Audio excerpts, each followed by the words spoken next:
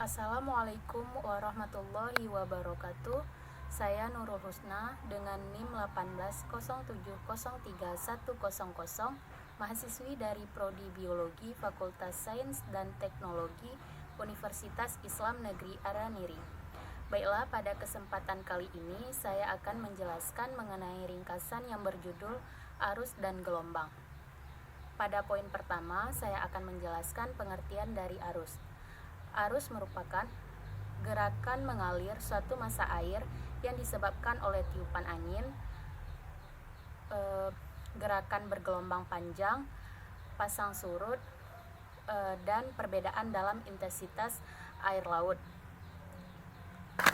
Selanjutnya itu merupakan gaya Coriolis. Gaya Coriolis merupakan gaya yang membelokkan arah arus laut dari tenaga rotasi bumi.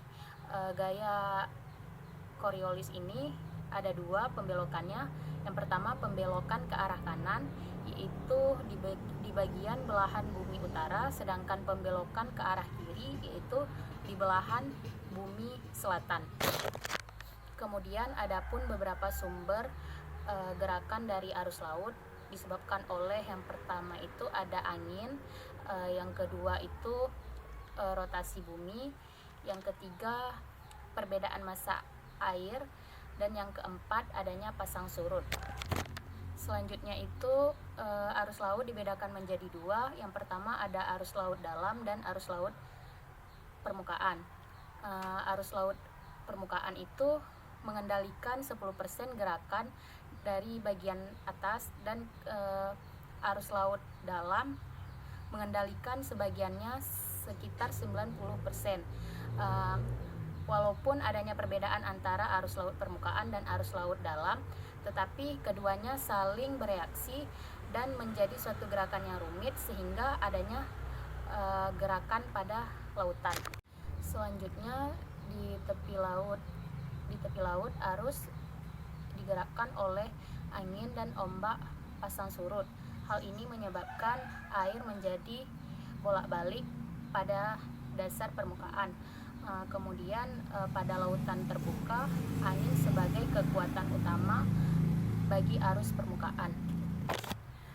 Pada saat angin bertiup di atas lautan, maka angin akan menarik lapisan air yang paling atas untuk ikut bersamanya. Kemudian air ini akan menarik lagi lapisan paling bawahnya sehingga dapat menarik lagi air yang paling terbawah di bagian laut. Selanjutnya itu perbedaan antara arus laut permukaan dan arus laut dalam. Arus laut dalam dipengaruhi oleh perubahan massa jenis air laut, sedangkan arus laut permukaan tidak dipengaruhi oleh perubahan massa jenis air laut. Sirkulasi termohalin air dalam dan arus permukaan akan digerakkan sehingga bergabung pada jalur yang disebut dengan conveyor belt.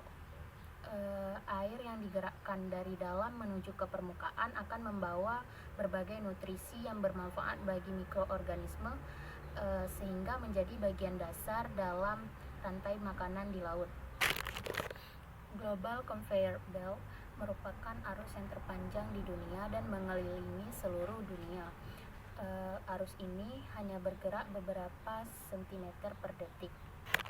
Jika di bumi tidak ada rotasi, maka yang akan terjadi adanya bolak-balik antara air dan udara pada daerah tekanan rendah, khatulistiwa, dan tekanan tinggi di daerah kutub. Saat bumi berputar, udara dari khatulistiwa ke kutub utara akan dibelokkan ke kutub timur, dan udara yang bergerak di bawah akan dibelokkan ke bagian barat. Angin mendorong lautan di bawah sehingga ikut berpilin dan berputar yang sama, karena air lebih efektif daripada udara dalam menjaga suhu panas, sehingga arus berfungsi menjaga suhu panas di seluruh dunia. Satu tetes air memerlukan waktu 1000 tahun untuk melakukan perjalanan penuh.